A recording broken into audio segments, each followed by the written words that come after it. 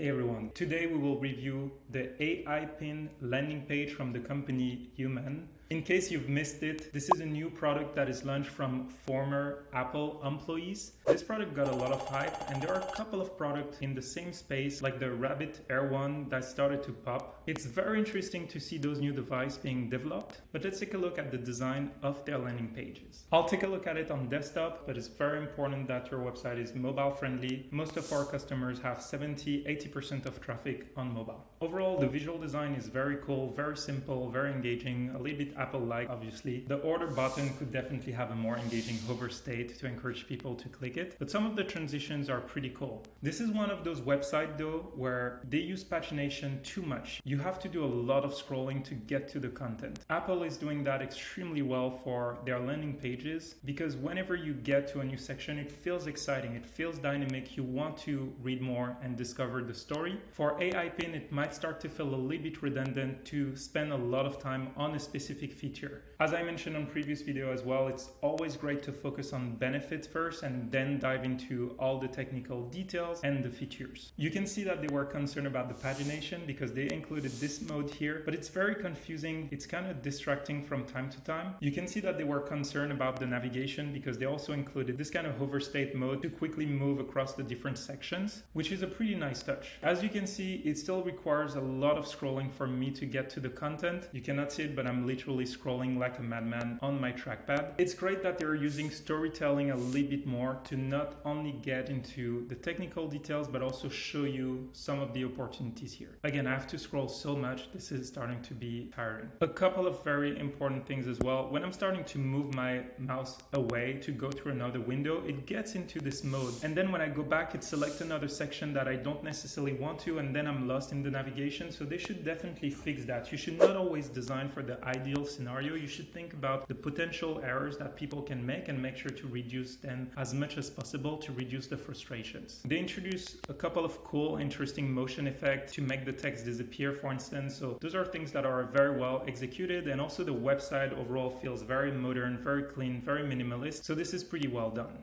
But overall, the page starts to be very long, and they should definitely consider adding some potential inline order buttons to encourage people at different moments to add the product to their cart. There is this new trend with bottom navigation on web, which is pretty interesting, but most of the time, remember that the bottom of the window can be off screen. The top of the window can never be off screen, so this is something to consider as well. Also, they are using a lot of branded words. A lot of companies doing that. With Cosmos, for instance, at this stage, people don't necessarily know what is Cosmos. So if you call it operating system or AI pin or Humane operating system, it's easier to understand what's under this. Obviously, you can see that the OS is highlighted, but at this stage, you're not sure what is Trust, what is Cosmos, what is this page all about. It's not very clear. When we take a look at Rabbit, for instance, you can see that it's very clear where is the operating system, research, privacy. Those are all words that are much easier to understand. Trust is a little bit more branded, but privacy is a little bit more clear on what they want to do with this page. Here, there's definitely a missed opportunity to have a persistent order button on the top right that is always visible. On desktop web specifically, you have to be careful with those buttons that are pinned at the bottom of the screen, especially when you use a full screen treatment like this that might look a little bit less like a button. It might impact conversion a lot. This is definitely something you can do on mobile though, and it's actually a very common pattern, but on desktop, that's something that I would recommend to change. Since this is the header of the page, they could probably have a very exciting motion or something to directly draw people's attention with a clear call to action on how to order the product here.